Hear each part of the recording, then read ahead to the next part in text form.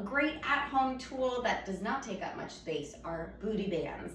Usually they come in sets of 3, so there's a light, medium, and a heavy, so you can switch around depending on how your body's feeling today and depending on the exercise. Some exercises require a little bit lighter of a booty band, some require a little bit heavier. So I want to show you my 5 go-to booty band exercises. So I'm going to come down, however you need to get into your booty band, probably more graceful than what I am doing right now. So we have hands and knees. So knees underneath the hips, hands underneath the shoulders. If there's ever discomfort in the wrists or the shoulders, feel free to come down onto your forearms. There's so many different variations we can do with our TheraBand. Depending on your pants material, it might roll, it might slide, but you know what? We're all doing the best that we can. So what I like to do starting off, I like to do alternating leg extensions. There's nice resistance on the band when I come back into neutral. So I'm keeping my knees a little bit wider.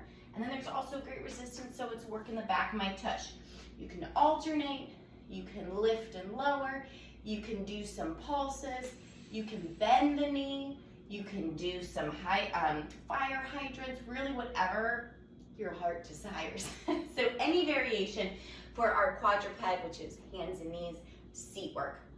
I love doing clams for this. So either coming into a little forearm action here, come all the way down, or all the way down.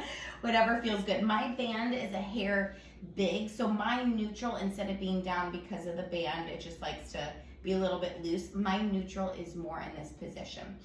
Lots of variations here. We can lift and lower. We can keep the heels together, open and close. Internally rotate, open and close.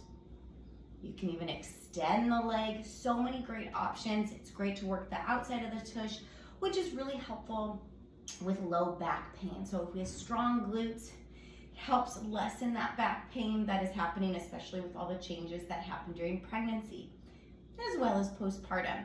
So our clamshells are awesome with the band. Another exercise you can do very similar is keeping the legs nice and extended, keeping that band. So whether it's pulses up, little circles one direction, the other direction, can do little kicks forward and back. It's a great way to turn this seat exercise, turn it up a notch with a booty band. Next, we've got our bridges. Depending on where you are in your pregnancy, sometimes being on your back doesn't quite feel good. Your body is so smart and it'll tell you if this is a good idea or not. So usually in the first trimester, no problem, unless being on your back makes you nauseous, which it can.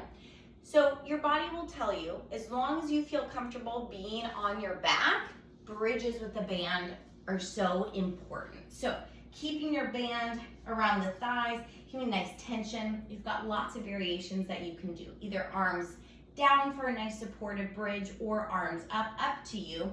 You can roll through the spine. You can just go up and down.